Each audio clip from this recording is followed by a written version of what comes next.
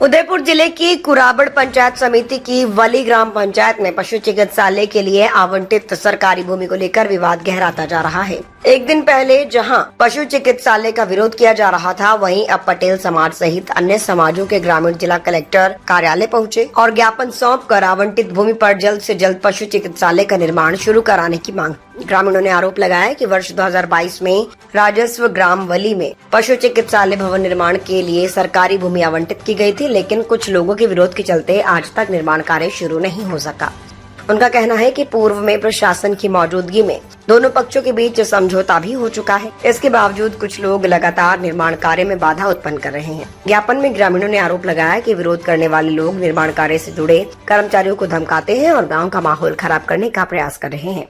उन्होंने कहा कि वली क्षेत्र में बड़ी संख्या में पशुपालक रहते हैं। ऐसे में पशु चिकित्सालय का निर्माण ग्रामीणों और पशुपालकों के लिए बेहद जरूरी है। ग्रामीणों ने जिला प्रशासन से मांग की है कि आवंटित सरकारी भूमि पर शीघ्र निर्माण कार्य शुरू किया जाए।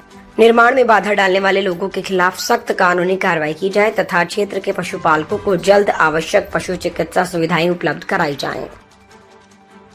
नाम मेरा रतनलाल पटेल हूँ सर। मैं यहाँ उदयपुर आया हूँ सर, कलेक्टर साहब को ज्ञापन देने। हमारे सर वली ग्राम पंचायत में हम काश्तकार आदमी हैं, पशुपालन है। हम 40 साल से सरकार के प्रति संघर्ष कर रहे हैं। पशु चिकित्सालय नहीं था। हमारे ग्राम में टोटली 500 घर हैं, पशुपालन पे ही निर्भर हैं। हम उनके प्रति 40 साल से प्रभुलाल सैनी साहब पशुपालन मंत्री थे, जब से ज्ञापन देते आ रहे हैं पशु चिकित्सालय बनना चाहिए हमारे।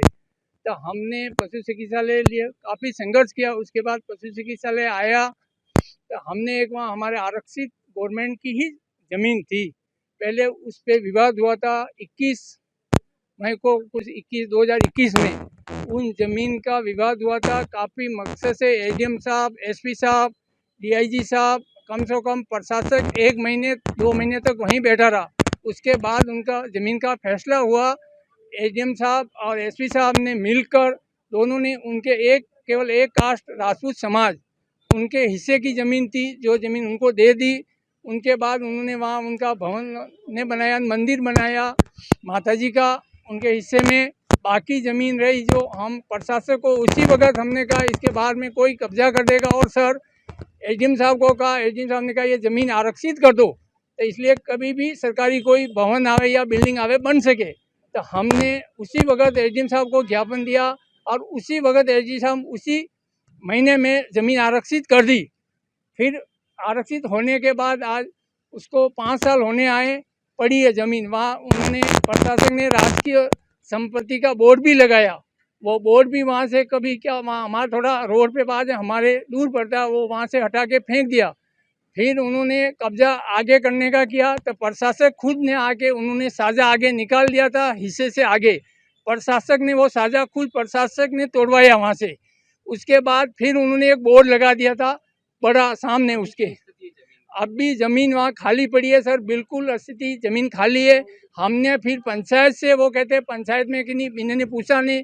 सरपंच साहब, हम 5 वार्ड पंच, मैं भी वार्ड पंच हूँ, हमारे साथ हमारी मांग मेन प्रॉपर ये हॉस्पिटल की ज़मीन आरक्षित हो चुकी है, कलेक्टर साहब ने आरक्षित की है और वहीं भी बनना चाहिए। हमारे गांव का विवाद मिट जावे, बाकी ऐसा कुछ नहीं है। वहाँ हम शांतिपूर्वक रहने वाले हैं, हम राड़ नहीं चाहते, झगड़ा नहीं चाहते। कल कुछ लोग आए थे, वो कह रहे थे कि इस जो पशु चिकित्सालय है इसकी जमीन कहीं और बनना चाहिए। नहीं सर, हमारे कोई ऑब्जेक्शन नहीं है। वो अगर कहते और कई जगह बननी चाहिए, प्रशासक और वो मिल के कहीं पे भी ज़मीन देवे, हमारे को कोई ऑब्जेक्शन नहीं है। बाकी ज़मीन होनी चाहिए और हमारा प्रशासक पशु चिकित्सालय बनना चाहिए बस। और वो एक और करनी चाहिए, पशु चिकित्सालय नहीं बनना चाहिए। तो आपका क्या कहना है? हमारा कहना सर ये है, नाम बताओ। मेरा नाम मावाराम पटेल है, वली का निवासी हूँ।